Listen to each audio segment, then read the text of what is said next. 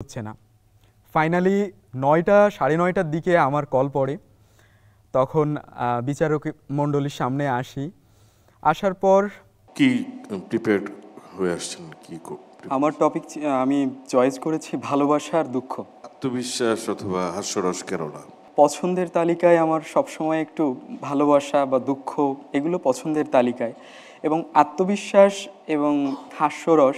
আমি আসলে ব্যক্তিগতভাবে মানুষটা এমন, মানে আমি সমস্ত উজাড় করে দিলেও মনে হয় মানুষ হাসবে না, কারণ আমার একটা স্মাইলি ফেস আছে। এই কারণে মানে আমি হেসেই কথা বলি, এই কারণে আমি হাসাতেই পারি না। আমি অনেক ট্রাই করেছি, তারপরেও আমি চেষ্টা করছি।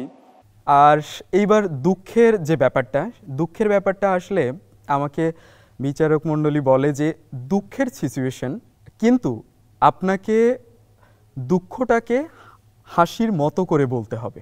আচ্ছা, তুমি কোনটা করছো, আত্মবিশ্বাস আর ভালোবাসা দুঃখ? সুখের মতো করে একদম, মানে তুমি খুব খুশি হয়েছো, তুমি খুশি হয়ে তোমার মাকে বলছো কথাটা, খুব খুশি মনে। ইটস মানে দুঃখটাকে দেখে যেন মনে হয় হাসতে হাসতে মাকে বলছো, এটা খুশির সংবাদ। এটা করো দেখি।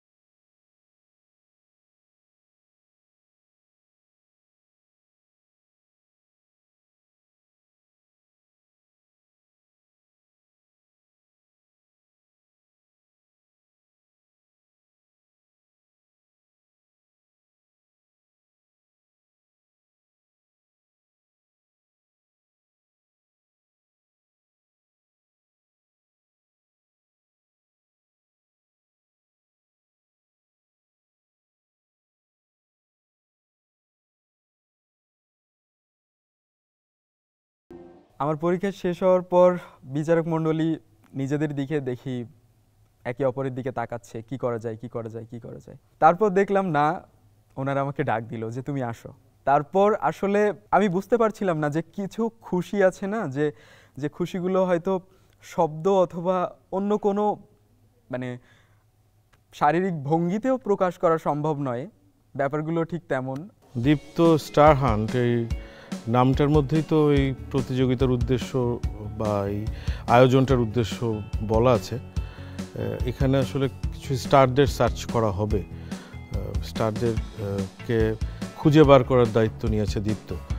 এবং বাংলাদেশের প্রত্যন্ত অঞ্চলে যেই প্রতিভারা রয়েছেন, যাদের মধ্যে স্টার এলিমেন্ট আছে, তাদেরকে দীপ্ত টেলিভিশন পিক করবে এখানকার টেলিভিশন, ওটিটি এবং ফিল্মের জন্য। তো এই উদ্যোগটা আসলে আমি মনে করি যে যারা বিভিন্ন রিমোট অঞ্চলে রয়েছেন তাদের জন্য একটা বড় সুযোগ নিজেকে প্রকাশ করার। গ্রিন কার্ড পাওয়ার পরের দিন এখানে আসলাম এবং অনেকটা টেনশনেই ছিলাম যে এতদূর পর্যন্ত আসতে পেরেছি। 5টা মনোলগ আছে, এগুলোর মধ্যে যে কোনো 2টা আপনাকে পারফর্ম করতে হবে। পরে দেখলাম দুঃখ ছিল, রাগ ছিল, ভালোবাসা ছিল, আত্মবিশ্বাস ছিল এবং হাস্যরস